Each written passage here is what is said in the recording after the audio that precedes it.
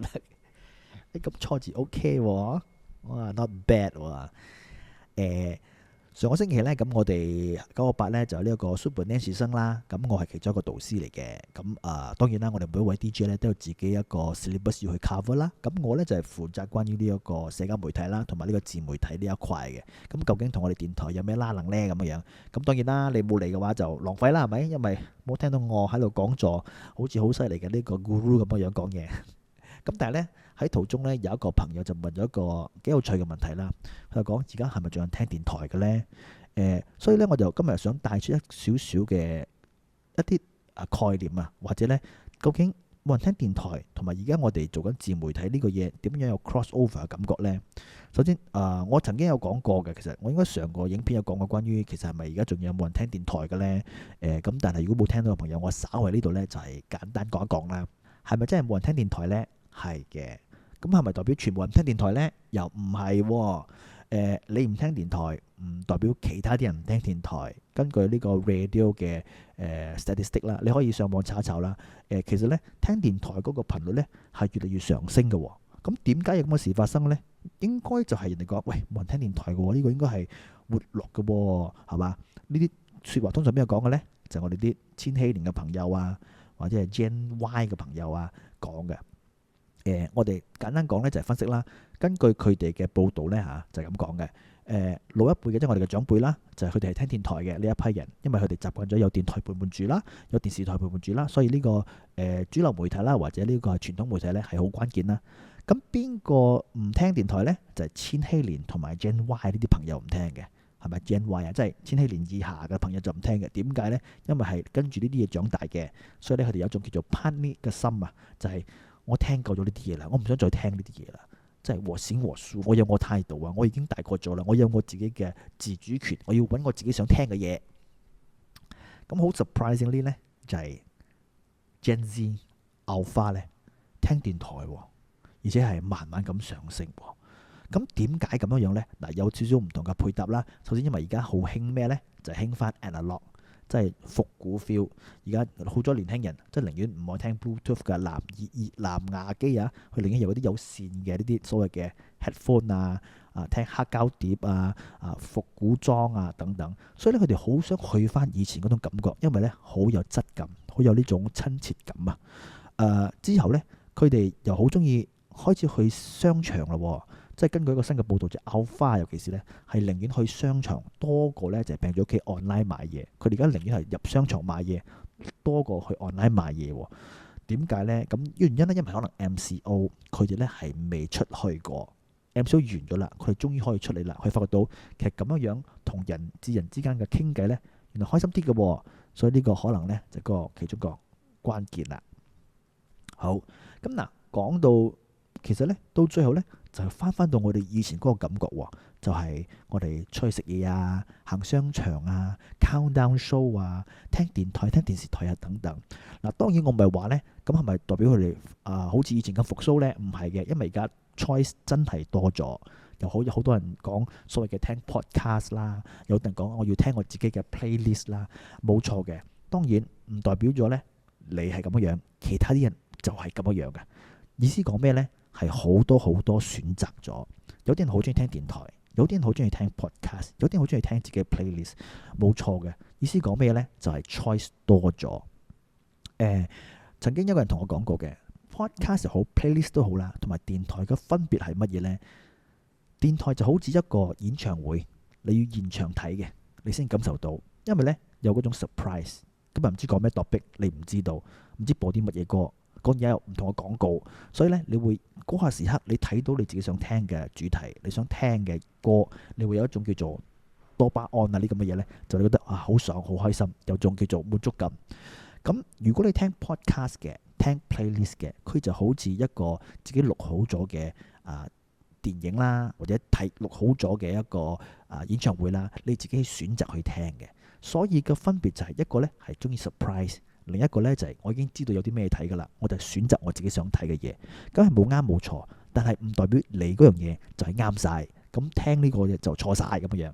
其實好多嘢都係兩睇嘅，所以我覺得呢樣嘢係要分得清楚先啦。咁大家有咗咁共識嘅話呢，就係 very good 啦。咁簡單嚟講，我哋要一個共識就係明白到而家係好多選擇咗，大家有自己嘅選擇權啦，大家有自己中意嘅生活方式咁嘅意思啫。哦，傳統媒體佢點樣可以跨界呢？點樣幫助呢？其實到最後呢，大家都係想有一個 noise，一個 voice 啊，一個聲音係希望咧可以俾人聽到嘅。咁當然我哋嘅傳統媒體主要嘅功能呢，就係傳達信息啦、information 啦，或者係公信力比較重要啲噶啦。打個比喻啊，假如今日真係世界大戰啦，或者打仗啦，基本上呢，如果 social media 冇咗，或者網絡冇咗嘅話呢，你係要靠電台嘅，因為我哋係靠 frequency。咁如果你上網咩 Facebook 啊、Instagram 啊、IG 啊咁樣樣，如果你冇網絡咗嘅話，你 access 唔到嘅，係唯獨是呢電台即係 frequency 啦，係收聽得到嘅。所以好多時候呢，假如有啲咁嘅事情災難啦嚇，我哋係需要靠電台嘅。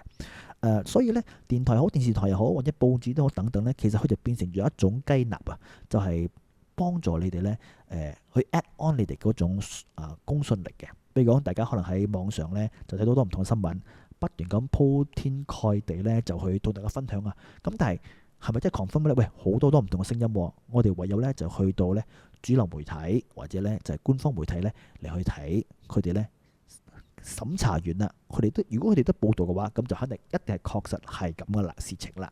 咁當然你會覺得咁主流媒體咁慢啊，佢哋呢啲好似咩報咁樣啊，咩電台電視台啊咁慢報道，點解呢？因為我哋要經過好多唔同嘅 process 嘅，包括就係呢，首先我哋要確認係咪真嘅先啦。第二呢，我哋俾上頭去 confirm 咗啦，之後呢，我哋要俾好多唔同嘅機構呢嚟去確實咗啦，我哋先可以報道嘅。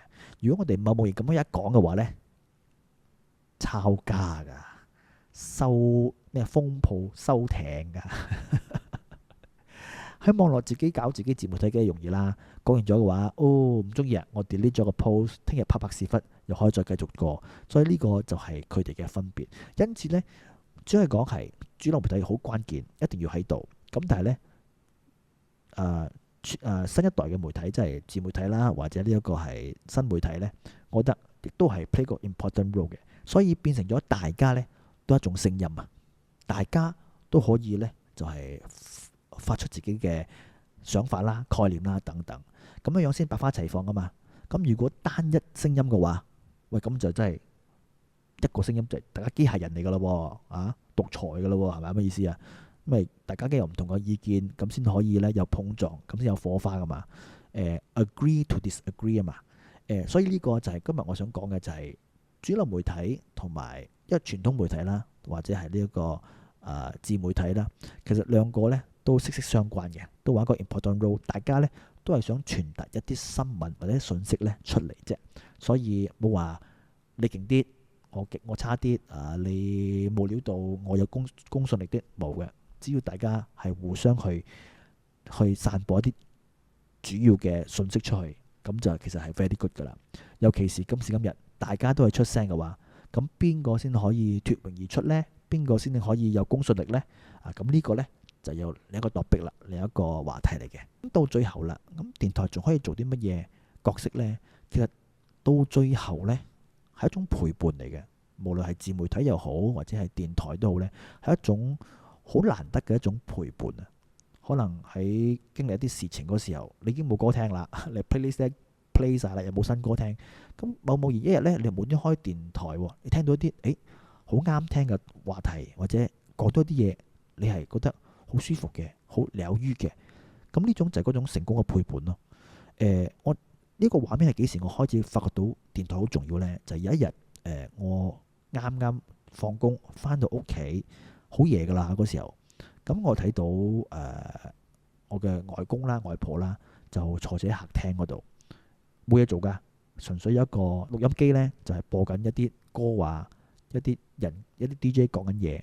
喺嗰刻我 feel 到，哇！其實呢種就係嗰種陪伴呢，係我哋冇辦法俾到佢嘅，反而係佢哋呢。雖然講係而家兩老啦，坐住嗰度啦，冇嘢做啦，不過有啲聲音呢喺度陪伴住佢哋。你睇到嗰個畫面呢，你先有嗰個感觸嘅。會係嗰刻我發覺到電台好重要，佢係一種好難得嘅陪伴，係冇要求過任何嘅回報嘅意思啊，即係嗰種感覺就係、你開住我啦，我係免費俾你聽㗎，你又唔聽，總之有我聲音喺度陪伴住你，或者呢，只要有啲聲音陪伴住你嘅話，咁你覺得好足夠啦。呢種就係嗰種好奧妙嘅一種陪伴嚟嘅，所以所以點解我咁中意廣播，點解咁中意電台呢？呢個就係我其中一個自己嘅個人感想啦。所以希望今日呢個影片或者我呢個咁嘅廢話呢，都可以同大家分享到主流媒體或者傳統媒體同埋自媒體新一代嘅 social media 嘅大家可以點樣去 cross over 同埋合作啦。今日講住咁多先，咁樣啊，下個影片再講啦嚇。記得訂閱 like 同埋 share 啦。最重要呢，就係分享出去，可以令到呢個影片呢，就係更加成功。呢個頻道呢，就係健康咁成長嘅。如果聽緊 podcast 嘅朋友，都多謝你嘅支持啦。我睇到我嘅呢個 data 都係咁上升，我都好安慰嘅。下集再見，拜拜。